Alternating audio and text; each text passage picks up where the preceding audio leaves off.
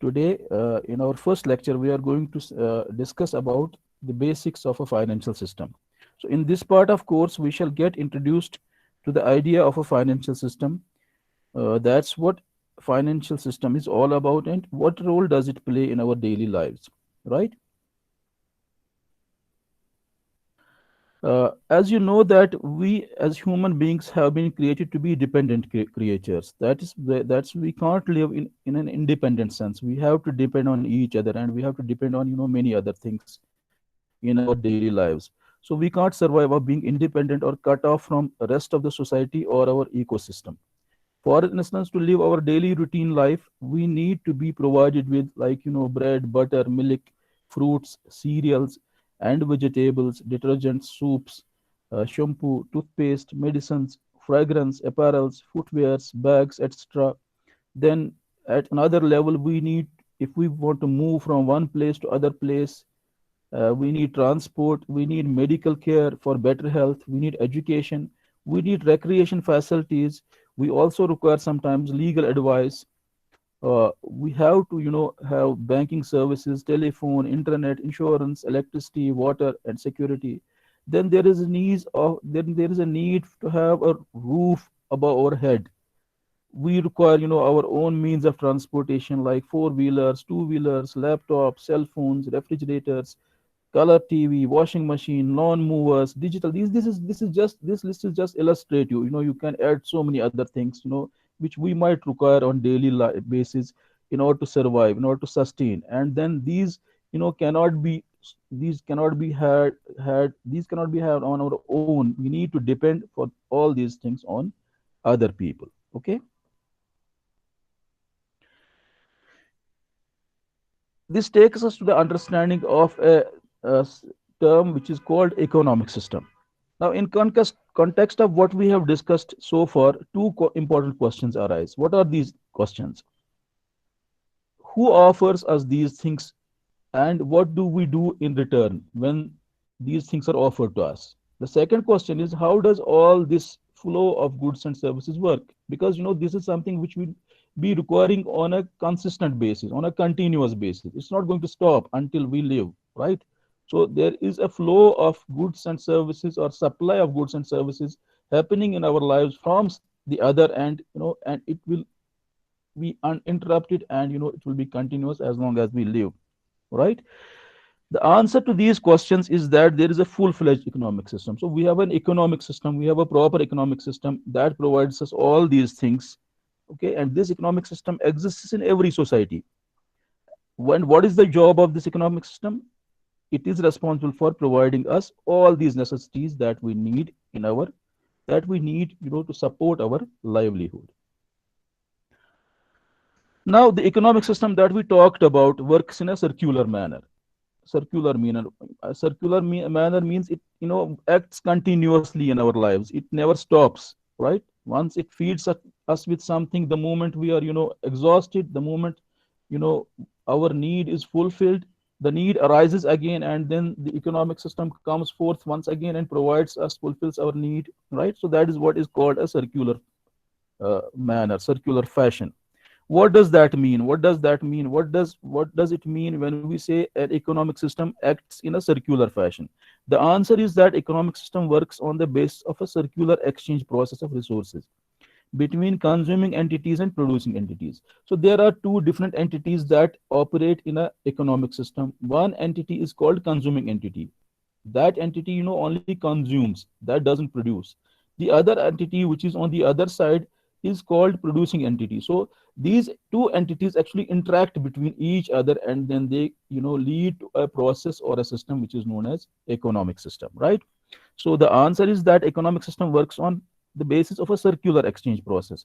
So there is a process continuously happening which operates on a circular basis. So once we are provided with our necessities, we compensate those who provide these to us, and then once the need arises, they come forward and provide them once again, and then we do our part once again. So this is how it operates on a circular basis, right? Now, what's an economic system? This leads us to the understanding of an economic system. What does an economic system stand for? Because to understand a financial system, we need to have a fair understanding of what economic system is about. Because financial system actually operates within an economic system, right? We might have heard about economy. Most of the times, economy is not doing well. Some this and that has happened in the economy, or economy is responsible for development in a country.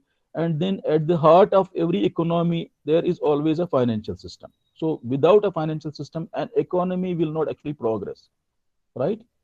So to understand financial system, that's our basic goal.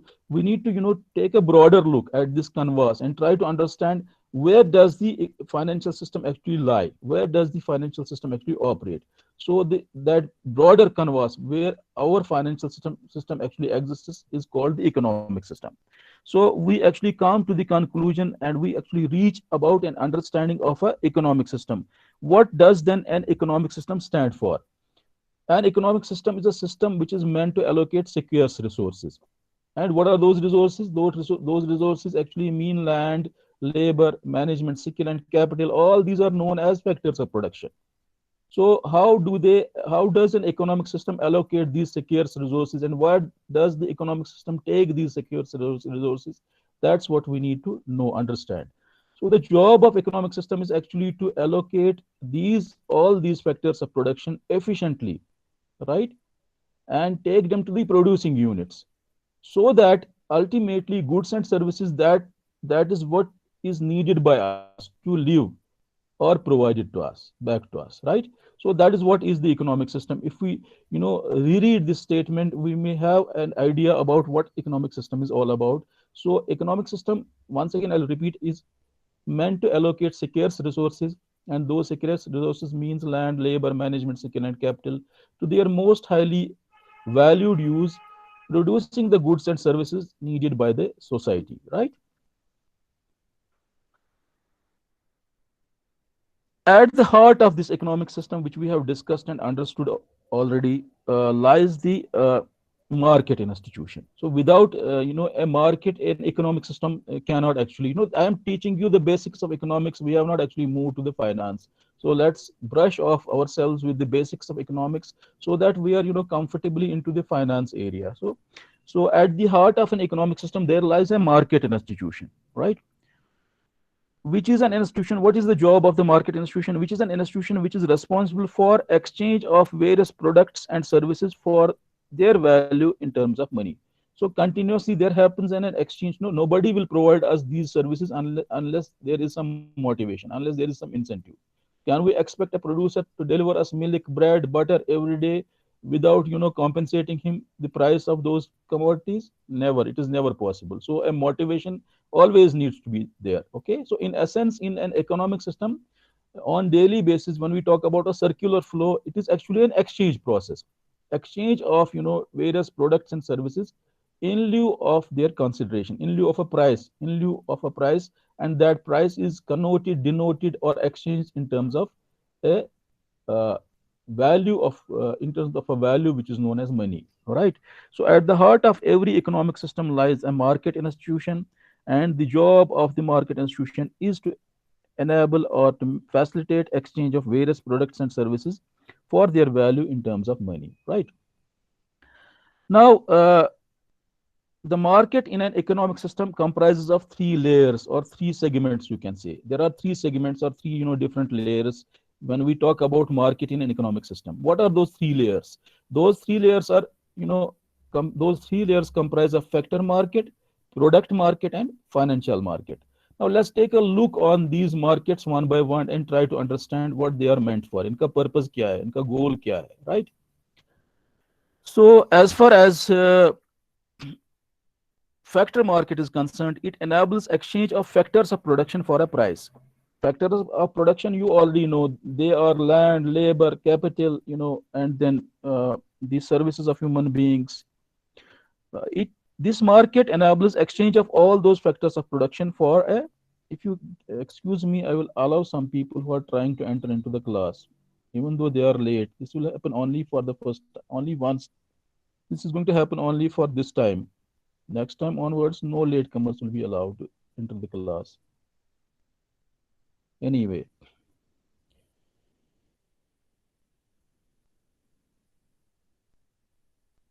okay. So factor market enables exchange of factors of production for a price, which could be interest, rent, or other forms of income. When we provide, capital, we expect to receive return in the form of dividend, interest, etc., and etc. Similarly, when we provide our entrepreneur services to a business in a factor market, we expect to receive salary, wages, whatever you call it. So this market actually enables the exchange of various factors of production in lieu for a price for them, right? So again, it's something being exchanged for money, right? Then the second layer of the market is product market. Product market enables exchange of different products and services for a price. Different products and services, you already know, they could be, just like anything, like milk, buying milk, or buying your apparels, buying an electronic gadget, or getting a health service from a doctor, or getting a legal advice from some lawyer. So this is the market wherein we can have all such things in lieu of a price, right? So the market meant for such things is known as product market.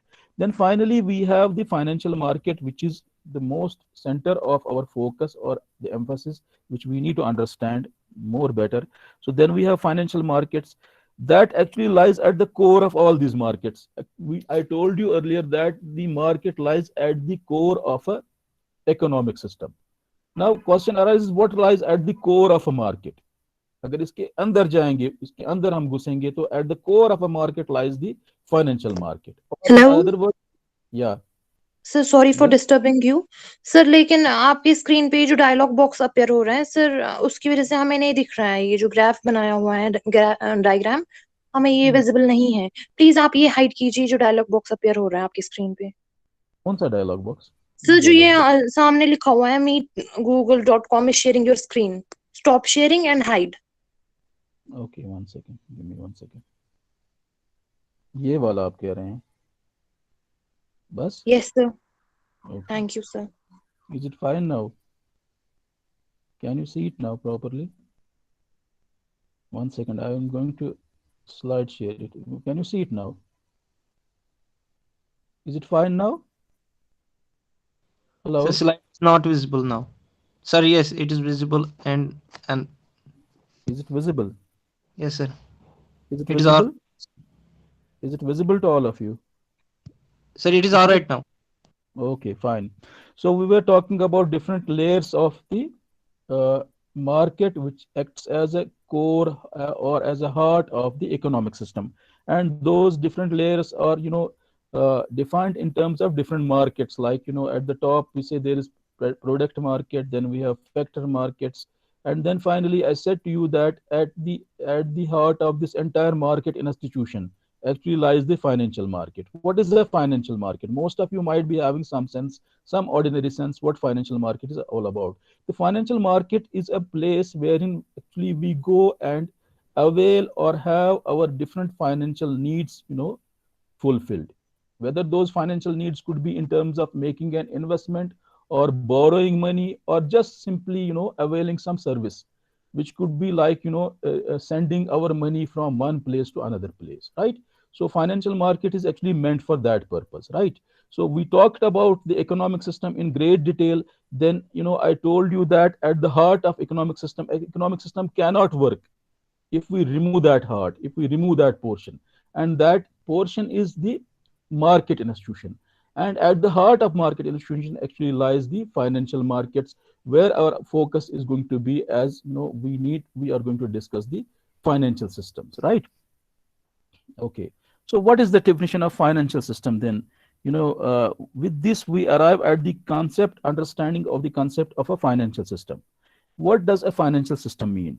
This statement is going to tell us about that. This statement tells us that a financial system is a collection of markets, institutions, laws, regulations, techniques, and all this framework, all this system is actually meant for what? It is meant for, creating bonds, stocks, and other financial securities, which are ultimately traded there.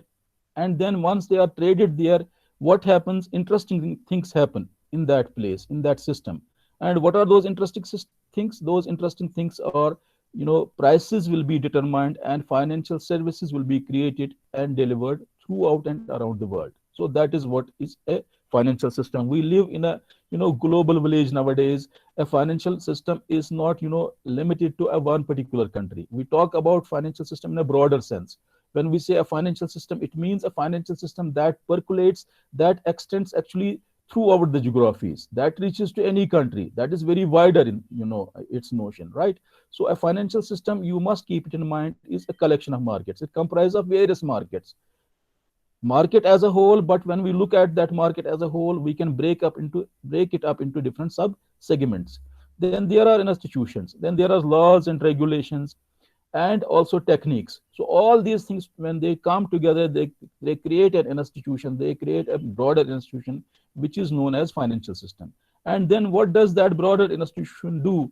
That broader institution enables issuance, or you can say sale purchase of bonds, stocks, and other financial securities.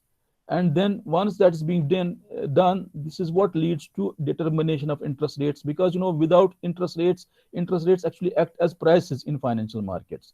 If you go to any market and if you want to buy something, you will ask a price. You will ask the merchant the price of that which you might be interested in buying. Similarly, when you operate or when you interact in a financial market, you'll ask about a price. That price is known as interest rate. It is very simple. You go to a bank and want to deposit money, you will not deposit money unless and until bank quotes you the interest rate. Similarly, if you want to borrow money from a banking institution, you will not borrow that money unless and until bank quotes you the interest rate. So interest rate is actually the price in a financial market. This interest rate is nowadays being governed by nobody. It is something which is determined by the market forces in a fascinating manner. So sometimes we refer as markets being operated by demand and supply forces. So that time we are actually referring to nothing but free markets. So today we live in an era which are characterized by free markets. Free markets are those markets which are less controlled. Free markets are those institutions wherein there are less regulations. So most of the activity that takes place in such markets is influenced by all the stakeholders. Okay, so if prices have to be determined in the free markets, nobody sets them. They are collectively determined by all the stakeholders, all the agents that operate in the market. It is not like you go to a fair price ration shop and then you find a list of items being displayed there along with the prices, and you cannot negotiate the price. As against this, if you go to any other market which is having a lot of shops, you understand it very well that you can negotiate the prices. If you are not happy with the price being quoted by some shopkeeper, you can go to the another shop. That is what is the idea of a free market, right? In a free market, you can breathe very much. In a controlled market, there is no scope you can breathe. You have to be happy always with the prices that are quoted by the other party, which in most cases could be the seller of the commodity, right? So we live today in an era, in a market which is free in some sense, and then in that market, prices are determined by the market forces. Okay, so market lies at the heart of the financial system or at the heart of the economic system. It is such a place wherein prices are determined, and those prices are determined by a free play of various forces which operate actually in that market, right? So if we look at this broader definition of a financial market, once again try to read it and then try to grasp it, understand it. A financial system is a collection of markets, institutions, laws, regulations, and techniques through which bonds and other financial securities are traded. Interest rates are determined, or interest rates are determined and or discovered, whatever you use, and financial services are produced and delivered around the world, right? So if you try to read in between all these lines, you come to the conclusion of three things. One is that a financial system is a broader system because it comprises of various markets, institutions, laws, regulations, and techniques. Second, that the purpose of financial system is multifold. On one side, it enables sale, purchase, creation of financial securities, determination of interest rates. On the other side, it also helps in delivery of financial services products to those people who might be interested in them throughout the world, right? So that is what a financial system actually means, or that's what a financial system is all about. Now let's in this slide try to understand the objective of financial system, purpose of financial system. Financial system अगर है तो उसका मकसद क्या है, उसके होने का मकसद क्या है? The main purpose of a financial system is efficient allocation of resources. If you go back to the economic system, what do we saw there? We saw that the main purpose of economic system is the efficient allocation of economic resources, right? Here again, the purpose is same, but the resources which are dealt are very much different. We talk about financial resources here, right? So the main purpose of a financial system is efficient allocation of financial resources to ensure this task. What does it do? ये क्या करता है? उस task को achieve करने के लिए एक financial system क्या काम करता है? तो ये जो काम करता है वो उस स्लाइड में लिखा हुआ है. It mobilizes scarce loanable funds from those who save to, to those who borrow to buy goods and services and to make investments in new equipment and facilities so that global economy can grow and increase the standard of living enjoyed by its citizens. Now try to understand this statement, and out of this statement try to understand what is the objective of a financial system. When we go through this statement, we understand that the main purpose of a financial system is actually to bridge the gap or act as an intermediary between two different entities, two different parties, two different units, two different institutions, whatever you call it. But there will be always at, you know, in this system actually existing two different units, two different entities. And who are those two different entities? They are actually those people who have surplus in the form of savings and are not interested in spending that surplus, do not want to spend that surplus, do not want to go to the market and spend that money. Rather, they are interested in saving it, preserving it somewhere. Am I clear? Now, while they try to find out somebody who will help in saving it, in preserving it, this is when they will require the help from the financial system. This is when the financial system will come and help them. Am I clear? So the main purpose of the financial system is actually to bridge the gap or act as an intermediary between those who have surplus in the form of savings and those who do not have surplus, who are lacking that, who are deficient, right? But they can identify the opportunities wherein they feel they can invest or invest. Am I clear? So there are two people, two different entities, two different units that exist in this system. One having a lot of surplus of money, savings, or in other words, you can say a lot of money. They are affluent people, right? But they don't have any opportunities. They lack opportunities. They don't find it feasible. They are not well aware where they should spend. Or you are, in other words, you can say they are not interested at all in spending the money. Rather, they want to just preserve it somewhere. They want to, save it somewhere. Am I clear? On the other side of this horizon, there are a different type of people. These are those people who don't have money, who lack money. And if money is provided to them, they can, efficiently use this money in the opportunities of either, consumption or, investment. What does consumption mean? Consumption means that I have a sum of money. I simply go to the market and buy an ice cream and, eat it. What does investment mean? The investment means that I again could have a sum of money, but this time I am buying a refrigerator, which is going to provide me a durable service. So I am making an investment in something. Am I clear? Which is going to help me for a longer time. Similarly, it could be a financial investment, right? So the main purpose of financial system is to bridge the gap or act as intermediary between those who have surplus in the form of savings and those others who have opportunities to spend or invest but lack sufficient funds to do the same, right? So that is what is the primary task or purpose, objective of a financial system, whatever you refer it as. Am I clear? Now let's move to this diagram. This diagram explains you how a financial system intermediates between deficient entities that mainly represent businesses and governments and the surplus entities which mainly comprise of households. Am I clear? Households means like people like us. We might have in our daily lives, after finishing all our spendings, we might have, after doing all our expenditures, we might end up in a surplus. So that surplus we most of the times prefer to keep in a bank account if we are not good in handling the investments. If on the contrary we are good in handling the investments, then probably we'll go to an advanced level. Maybe we'll buy stocks, bonds, and invest our money there. Am I clear? So this course is actually aimed at helping or teaching you how you become more good in handling the investments, right?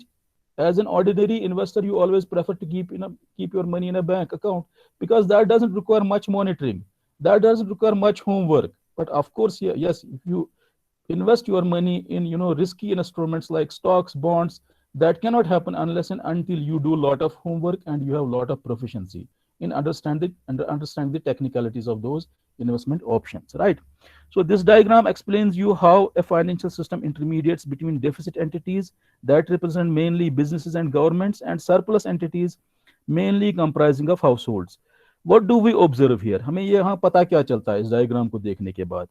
Essentially, we understand here essentially an exchange of savings for financial claims, and these financial claims in turn are nothing but a bunch of future cash flows. So after looking at this diagram, we understand that the purpose, primary objective, the primary purpose of financial system is actually to enable an exchange between savings and financial claims. मतलब मैं मेरे पास saving है और मैं उन saving को किसी के हवाले करता हूँ, उसके बदले मुझे वहां से एक फाइनेंशियल क्लेम मिलती है. वो financial claim in a simpler sense bank का डिपॉजिट हो सकता है, एक्सक्यूज मी, या वो financial claim at advance level एक इक्विटी स्टॉक हो सकता है या बॉन्ड हो सकता है, राइट? वो फाइनेंशियल क्लेम्स एक्चुअली होती क्या है? वो फाइनेंशियल क्लेम्स कुछ नहीं होती हैं, बल्कि वो एक प्रोडक्ट है और एक यूनिक प्रोडक्ट है. और उस यूनिक प्रोडक्ट का नेचर क्या है? उस यूनिक प्रोडक्ट का नेचर ये है कि वो रिप्रेजेंट करता है फ्यूचर कैश फ्लोज. उससे हमें फ्यूचर कैश फ्लोज मिलेंगे. So we are actually parting with current savings, we part our current savings with a bunch of future cash flows when we are giving our savings in lieu for a financial claim, right? So let's move on. Try to understand, like an economic system which we discussed already, a financial system also has its a financial system also has at its inner core a market which is known as financial market, right? So a financial market that allocates savings and gets and sets interest rates and the price of financial assets, it lies at the inner core or acts as a heart of a financial system, right? Let's move on. Now let's try to understand, through this slide, let's try to understand there is actually a connection between economic system and the financial system. Not exist or without having a financial system. Similarly, there is no scope of financial system if there is no economic system. Right? So they actually, act in tandem. They actually act, in after each other. So what is this nexus? How can we understand the nexus between the economic system and the financial system? Is it clear? Let's try to understand this nexus between financial system and the economic system. After looking at the slide, what is mentioned there, what do we understand? The economy in general follows ups and downs, which are known as booms and recessions. You would have heard about it. Economic system or economy operates in a slow fashion on stable basis. There are always ups and downs. Actually, ups and downs reflects the ups and downs, defines the reality of life. हमारी जिंदगी में भी कभी गम होती हैं, कभी खुशियां होती हैं, कभी हम जो है बहुत प्रोग्रेस कर रहे होते हैं, कभी हम जो है कभी हमारी लाइफ में स्टैग्नेशन आती है. Are you getting my point? I'm clear to you. Is it clear to you? So on the same lines, economy also operates following ups and downs, and these ups and downs we more appropriately reference. Yeah. Yes, sir. Sir आपकी voice break हो रही है continuously sir. तो इसका क्या कर सकते हैं? ये प्रॉब्लम जो है इंटरनेट में है. इंटरनेट की प्रॉब्लम की वजह से ये हो रहा है. आवाज साफ नहीं आ रही है आपको? आवाज का इशू है ना आपको? क्या आ रही है आवाज? सर बिल्कुल. हाँ, आवाज आ रही है कि खराब आ रही है? नहीं सर ब्रेक आ रही है. तो इसके लिए जो है, 1 second, give me a second. So are you getting what I'm trying to say? You आपको समझ कुछ आ रहा है? ऐसा हो सकता है कि एक ही दिन में हम सारा कवर नहीं कर पाएंगे, लेकिन but we are trying to build some understanding, we are trying to reach some level so that we are comfortable in the days to come as far as understanding this subject is concerned, right? So is it improved now, my voice, to some extent, or still you have this problem? So is it it's improved? Okay ना sir? Huh? Sir ठीक है, अब ठीक है. Okay, fine. Anyway, so we were discussing the nexus between, or the connection between, an economic system and a financial system. And as I already told you that either of them cannot exist without the other one. ठीक है? जैसे ऊपर वाले ने जो है human beings को बनाया है, तो एक कैटेगरी का ह्यूमन बींग दूसरी कैटेगरी के ह्यूमन बींग के बगैर एग्जिस्ट नहीं कर सकता है, कोई पर्पस ही नहीं है उसका। इसी तरीके से फाइनेंशियल सिस्टम और इकोनॉमिक सिस्टम का आपस में चोली दामन का साथ है। समझ में आ रही है बात? So they can not exist in isolation, they have to be together, and once they are together they interact with each other, and then this interaction ultimately leads to a nexus between the two, a connection between the two, a relationship between the two. Now how can we define this relationship? How can we define this nexus? Look at this slide and try to understand that. What does this slide tell you about the nexus or the connection between these two systems? The economy in general follows ups and downs, which are known as booms and recessions, as I already told you. Sometimes when everything is good, everything is progressing, we say that the economy is in boom, but there is always an end. जैसे कि आपने एक कहावत सुनी होगी, हर कमालो जवाल अस्त। ये एक पर्शियन स्टेटमेंट है। अंग्रेजी में अगर इसका तर्जुमा करेंगे तो इसका मतलब है every rise has its fall, every rise has its fall. अगर हम माउंट एवरेस्ट की पहाड़ी पे चढ़ जाएंगे तो फिर अल्टीमेटली करना है क्या है? वापस उतरना है। आसमान तक तो नहीं पहुंच सकते ना, अगर हम आसमान तक भी जाएंगे अल्टीमेटली हमारा काम है वापस आना। So this is the philosophy of life. So every rise follows और ends up in a fall. Same is true about financial systems, economic systems, right? Am I clear? Please, any of you, if you have kept your mics on, please switch them off. That could become a source of distraction for others. किसी ने mic on रखा, इसको of कर दो आप। Please check your mics, audio mics. Please check your audios. Am I audible to you? Am Yes, I sir. Yes. audible to you? All right. Yes. So the economy in general follows ups and downs, which are known as booms and recessions. Economic activity in general is driven by the availability and cost of credit. Economic activity जो है ये in general चलती किस चीज से है, उसको हमें समझना है। ये in general चलती है पैसे से।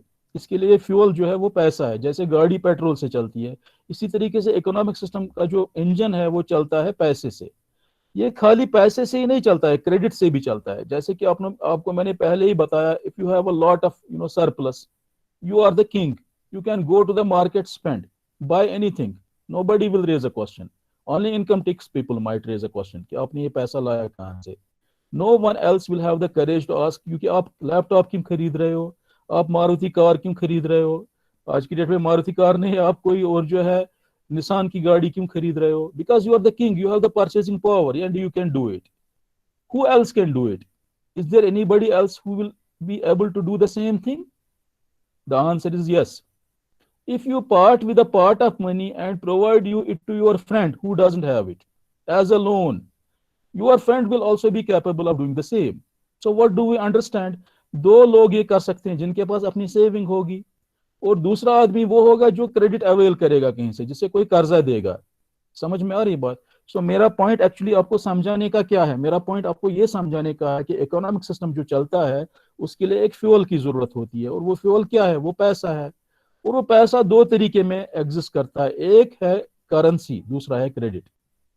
एक आपकी जो है प्रोप्राइटरी सेविंग्स है, दूसरा अगर आपको किसी ने पैसा कर्ज पे दिया है।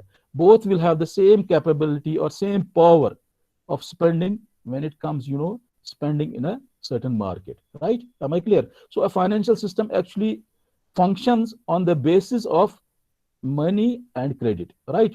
Am I clear? Now we need to understand there is always a cost for that money. अगर पैसा हमारा अपना भी है तो उसका मतलब ये नहीं है कि ये मुफ्त में है, उसका एक अपॉर्चुनिटी कॉस्ट है। अगर हमारे पास पैसा अपना नहीं है, हमने किसी से कर्जा उधार में लिया है, तो उसके ऊपर हमें इंटरेस्ट पे करना है, that is the cost of money. Am I clear?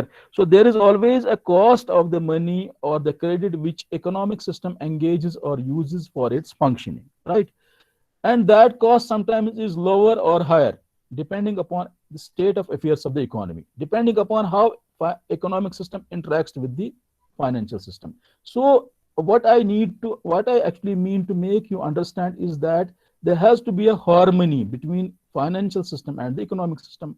अगर वहां पे हॉस्टैलिटी होगी, हॉस्टैलिटी मतलब ये कि फाइनेंशियल सिस्टम में ऐसी पॉलिसीज यूज की जाएंगी जिनकी वजह से क्रेडिट बहुत महंगा हो जाएगा, पैसे का अपॉर्चुनिटी कॉस्ट बढ़ जाएगा, तो ये डिस्टर्ब करेगा फाइनेंशियल सिस्टम को। समझ में आ रही बात? So the policies have to be set in the financial system in such a manner so that they act in congruence or in harmony with the economic system, and then ultimately the objectives of development are met by a certain country. Am I clear? So economic activity in general is driven by the availability of cost of credit then, right? Every government adopts a monetary policy for that. Monetary policy का मतलब ये है कि हर एक government के पास कुछ tools होते हैं, कुछ कुछ जो है इंस्ट्रूमेंट्स होते हैं जिनकी वजह से, जिनको यूज करके वो इकोनॉमी के अंदर सप्लाई ऑफ मनी और सप्लाई ऑफ क्रेडिट को कंट्रोल करते हैं। उसका मतलब क्या है? If the supply of money and supply of credit becomes too much excess in the system, then what happens? People in general get lot people in general have lot of purchasing power. This is what leads to too much of demand. Right now we are going through a problem actually because of coronavirus. The demand has come down and everybody is asking the government take the measures, take the steps so that demand actually picks up.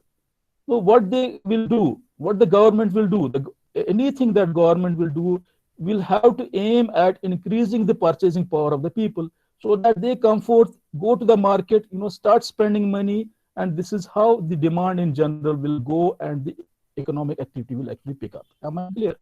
So sometimes what happens, this economic activity becomes too much. This is what we call overheat, and then governments do or take certain measures in terms of using their monetary policy instruments, which brings down that overheat and takes the economic activity to an equilibrium level. Am I clear? Or a balancing level. Okay. So the monetary policy instruments that governments use in an economic system or in a financial system, more precisely, they are a continuous process. They are going to be used always. They will be used in one manner when there is slowdown or what we call as recession, and they will be used in another manner when there is a boom, which we call a progress. And ultimately the idea is stabilize the things and then make the things to act, function in such manner so that the economic development, or you can say growth in a country, is not hampered. That is actually achieved in a consistent manner. ऐसा ना हो कि growth नीचे आ जाए क्योंकि sluggishness है, recession आ गया है। ऐसा ना हो कि ग्रोथ बहुत हाई हो जाए कि अब इसको मेंटेन करना मुश्किल हो जाए क्योंकि बहुत बूम है। तो बोथ केसेस में जो है मॉनेटरी पॉलिसी जो है इनिशिएटिव्स लिए जाते हैं, and the aim is that the economic objectives are actually achieved. Now question arises, where those monetary policy instruments are initiated. What is the domain of those monetary policy instruments? The answer is that the domain or those monetary policy instruments are actually initiated not in the economic system, but they belong to the financial system. So this is how the financial system and the economic system interacts with each other. Okay, has a connection, has a nexus, right? So I will repeat it once again. Every government adopts a monetary policy that aims to ensure economic activity takes place at a desired level. For example, in recession, monetary policy aims to soften the interest rates so that there is a propensity to avail money and then spend it. As against this, in booms, monetary instruments of governments are used to make availability of credit less and more costly, discourage spending so as to reduce the overheat in the economic activity. Now, how it's being done? This is being done by targeting the availability of credit and the supply of money, right? So every government in every country has these instruments, like आपने सुना होगा CRR rate, SLR rate, या आपने सुना होगा repo rate, reverse repo rate, आपने सुना होगा बैंक रेट. तो हर एक कंट्री के अंदर एक सेंट्रल बैंक होता है. उस सेंट्रल बैंक के अंदर कुछ जो पॉलिसी रेट्स होती हैं, उन पॉलिसी रेट्स को अगर चेंज किया जाएगा तो उनकी वजह से सिस्टम के अंदर availability of credit, availability of money supply effect होगी, या तो वो कंट्रैक्ट होगी या एक्सपैंड होगी. कंट्रैक्ट करने का मकसद होगा तब जब ओवरहीट है, बूम है, एक्सपेंड करने का मकसद होगा तब जब रिसेशन या स्लो डाउन होता है इकोनॉमी के अंदर. Am I clear? So all these things are done by targeting the money supply and the availability of credit, and this is done by the governments by using different monetary policy instruments. In the coming lectures we will talk about in more detail what these monetary policy instruments mean, and then how they are used by the governments to influence the availability or supply of money and the supply of credit in the economy, right? For the time being, let's keep our understanding limited or reserved to this extent only, right? Anyway, let's move on. Now we are going to talk about the financial system that exists particularly in India. In India, the financial system is very unique. There is something called financial dualism. Okay, so what does it mean? It means that the financial system which India has adopted, India, because of its unique geography, because of its unique landscape, because of its diverse, characteristics, has adopted a very unique financial system. And this financial system is dual in nature. It comprises of two components. Number one component is called formal component. Number two component is called informal component, or else you can say organized component and unorganized component. So in precisely the financial system India is dual in sense because it is having both organized segment as well as unorganized segment. Now let's look at what this informal or unorganized segment actually means. इसके अंदर क्या है? Under informal segment we have all these stakeholders. We have money lenders, indigenous bankers who are just like shopkeepers. A shopkeeper, if he provides you a loan, he becomes an indigenous banker. Money lender is anybody who acts at the rural level or far-flung level and helps people with small loans, right? Then we have landlords. Landlords are those people who take, land from others as a security, and in lieu of that land, they provide them loans. Then we have pawnbrokers. Pawnbroker is literally a lender who accepts anything which is valuable from us and then gives us a loan. That valuable thing could be gold, it could be anything else, right? तो कोई चीज हमसे लेके ये आदमी जो है पैसा उधार में देता है. It he survives or he exists in the informal segment, in the informal system, right? Then there are chit fund clubs. Chit fund clubs are mutual associations who save mutually or collectively and then use those proceeds for their mutual benefit. ऐसे chit fund जो है market level पे बहुत जगहों पे जो है चलते हैं. 4-5 लोग आपस में आ गए और उन्होंने एग्री किया कि हर महीने हम इतना कंट्रीब्यूट करेंगे और हर महीने एक चिट हम डाल देंगे. उस चिट के अंदर जिसका नाम आ जाएगा पैसा उसी को मिलेगा, पैसा वही ले जाएगा. So this is what is the funda or mechanics of a chit fund. So these are the people who operate. They are very unique because they are not regulated. Nobody regulates them. They act independently, freely, and they transact for money with the others, right? So these are the people who operate at the informal level, in the informal market. Okay, so what is the beauty about this market? ये market, इस market के मुतलिक beauty क्या है? ये market क्यों unique है? या ये हिस्सा financial system का कैसे unique है? Let's take a look at that. Let's try to understand that because that is important.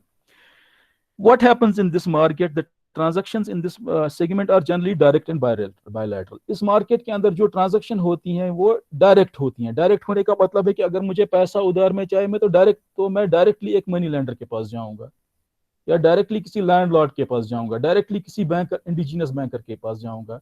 उसके साथ म्यूचुअली मैं एक कॉन्ट्रैक्ट वर्कआउट करूंगा कि मुझे आप पैसा उधार में दे दो इतने टाइम के लिए और बताओ जी कितना इंटरेस्ट मुझे पे करना है.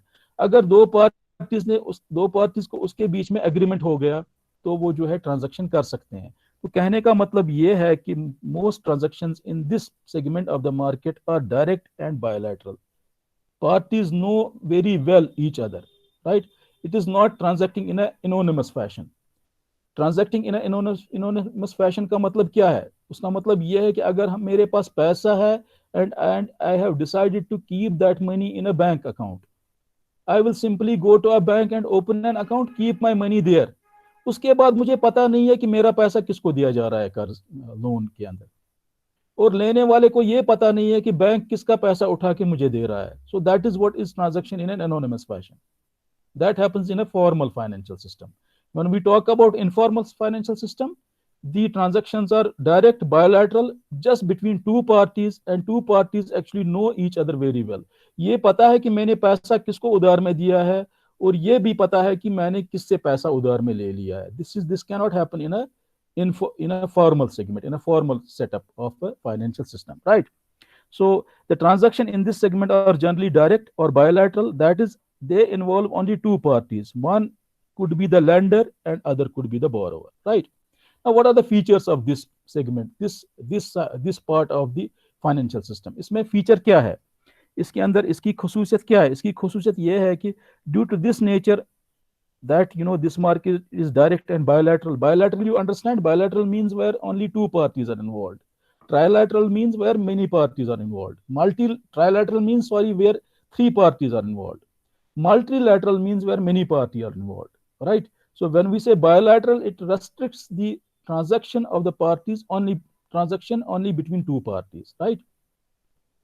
ओके जैसे शादी अगर किसी को करनी है तो कितनी पार्टीज इन्वॉल्व होती हैं? बहुत सारी पार्टीज इन्वॉल्व होती हैं. एक साइड से भी एक फैमिली है, दूसरे साइड से भी दूसरी फैमिली है, और भी कई फैमिलीज हो सकती हैं. But this could not be true about if there is something else, right? So due to this nature, under informal segment, loans can be given and taken promptly. तो इस वजह से ये डायरेक्ट है और बायोलैटरल है, तो इसके अंदर लोन्स दिए जा सकते हैं और लिए जा सकते हैं बहुत जल्दी, क्विकली, मतलब टाइम ज्यादा नहीं लगेगा, right? The procedures are very much transparent since two parties do a transaction mutually, they are very close to each other. Procedure के अंदर ट्रांसपेरेंसी है, दोनों को पता है कि कैसे हम कॉन्ट्रैक्ट कर रहे हैं, कॉन्ट्रैक्ट के टर्म्स एंड कंडीशंस क्या है. That is what is transparency. The two parties work out things closely. The parties know each other very well, hence there is less chance of default. क्योंकि दोनों parties एक दूसरे को अच्छी तरह से जानती हैं, मतलब देने वाले को पता है कि ये जिसको मैं दे रहा हूँ ये कौन है, क्या ये मुझे वापस देगा. लेने वाले को भी पता है कि अगर मैं किसी फलानी शख्स के पास लेने जाऊंगा, क्या वो मुझे देगा, क्या वो मुझे ट्रस्ट करेगा कि नहीं करेगा. समझ में आ रही है बात? So the parties know each other very well, hence there is less default, less chance of default. What does default mean? Default means that when we do a credit transaction, when we lend money or when we borrow money, right? When there is a lending borrowing of money, there is always a possibility that the party who borrows money will fail to perform ultimately in the contract.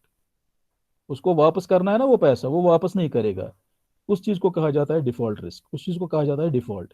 तो ये default risk या default का खतरा हमेशा lander को उठाना पड़ता है, क्योंकि इसकी वजह से नुकसान लैंडर को हो जाएगा जिसे पैसा उधार में दिया होगा, right? Am I clear? However interest rates charged are generally very exorbitant. लेकिन इस सेगमेंट के अंदर प्रॉब्लम क्या है? इसके अंदर खूबियां भी हैं, खुसूसियत भी है, जैसे कि ऊपर आपने देखा, प्रॉम्प्ट और इंस्टेंट क्रेडिट डिलीवरी है, ट्रांसपेरेंसी या प्रोसीजर्स है. लेकिन इसमें सबसे बड़ी प्रॉब्लम जो है वो ये है, क्योंकि इसके अंदर जो लैंडर है उसको डोमिनेंस है, उसको जो है अपर हैंड है. समझ में आ रही बात? और बोरोर जो है वो प्रिविलेज्ड है, लेस एडवांटेजस पोजीशन पे है. उसकी वजह से ये है होता है कि लैंडर जो है वो डिक्टेट करता है रेट्स ऑफ इंटरेस्ट. जो इंटरेस्ट रेट वो कहेगा वो चार्ज हो जाएगी. उस वजह से जो प्रॉब्लम ये इस मार्केट में अराइज होती है generally when a lending borrowing transaction happens, that happens at a very high interest rate. So this market is plagued with high interest rates. So it sometimes what happens, a person takes a loan and then finally he is not able to pay despite he has willingness to pay, because he is facing such a huge interest rate which is beyond his means, which he is incapable of actually serving, right? So all this happens because one party is at an advantageous position than the other party, and this is happening just only in the informal segment, in the informal part of the financial system. Now let's take a look at the formal system, formal segment. Formal segment में क्या है? Formal segment के अंदर जो है उसमें बड़े बड़े इंस्टीट्यूशंस हैं, बड़े बड़े बैंक्स हैं, बड़े बड़े जो है पार्टीज हैं, और फॉर्मल सिस्टम एक रेगुलेटेड सेटअप में ऑपरेट करता है. इसकी प्रॉपर रेगुलेशन होती है, और ये रेगुलेशन कौन करता है? ये रेगुलेशन करता है गवर्नमेंट, राइट? सो इस वजह से इस फॉर्मल सिस्टम के अंदर या फॉर्मल फाइनेंशियल सिस्टम के अंदर क्या क्या खुसूसियतें आती हैं, क्या क्या फीचर्स क्रिएट होते हैं. Number first is that the interest rates are not influenced by one party like it's in the informal system. Their interest rates are mostly influenced by the lenders, because lenders have a hold, they hold the market, right? But in case of a formal system, it operates on a free market basis. Every stakeholder or agent in the market has a say. They can influence to the contracts, to the nature of contracts, to the terms and conditions of the contract. Okay, so here in this particular market, borrower who borrows the money has a say to influence the interest rates, right? It is not like informal system where only the lender can decide the interest rates, right? So here in this part of the financial system, the interest rates are market determined. They are discovered by the market forces. So everybody is happy. There is no scope that only one single party will dominate and exploit the system and then charge huge interest rates, right? So that is what is the beauty of a formal system. Second is that since a lot of parties are there and it is dominated by the big institutions, ultimately that's what results to the charging of low transaction costs. Okay, when we talk about a lending borrowing transaction, it's not only interest rate which is charged. There are some other costs as well which are known as transaction costs, right? So the transaction costs in an informal system are very high. The transaction costs in a formal system are very low. But the problem with the formal financial system is that it is not accessible to each and everybody. आपने सुना होगा financial exclusion का. Financial exclusion का मतलब क्या है? Financial exclusion का मतलब ये है कि सारे लोगों को फाइनेंशियल सिस्टम या फाइनेंशियल मार्केट के अंदर एक्सेस नहीं मिलती है to what is due to them. These people are generally those people who lived at far-flung areas, in remote areas. आपने ये भी सुना होगा कि रिमोट एरिया में बैंक ही अवेलेबल नहीं है, रिमोट एरिया में जो है इन्वेस्टमेंट करने के ऑप्शंस ही नहीं है. तो वहाँ इस वजह से इनफॉर्मल सिस्टम जो है एग्जिस्ट करता है. इस वजह से वहाँ इनफॉर्मल सिस्टम के लिए स्कोप बनता है. समझ में? तो लोग वहाँ जाएंगे कहाँ पे? लोग वहाँ किससे जो है पैसा उधार मिलेंगे. So automatically informal financial system actually gets takes the stage at those places. Am I clear? I repeat it once again. If we talk about informal system, it's good. It operates at the far-flung areas where the formal system doesn't reach because of some reasons. Am I clear? But it has the problem of exploiting the borrower by charging high rates of interest. But when we talk about a formal system, it's very good because interest rates, nobody will complain about interest rates because interest rates are market discovered. There are low transaction costs, but the problem is that it is not accessible. It cannot reach to far-flung areas. So this is the reason we have a dual system, which is characterized by formal and informal, segments in the country of India, right?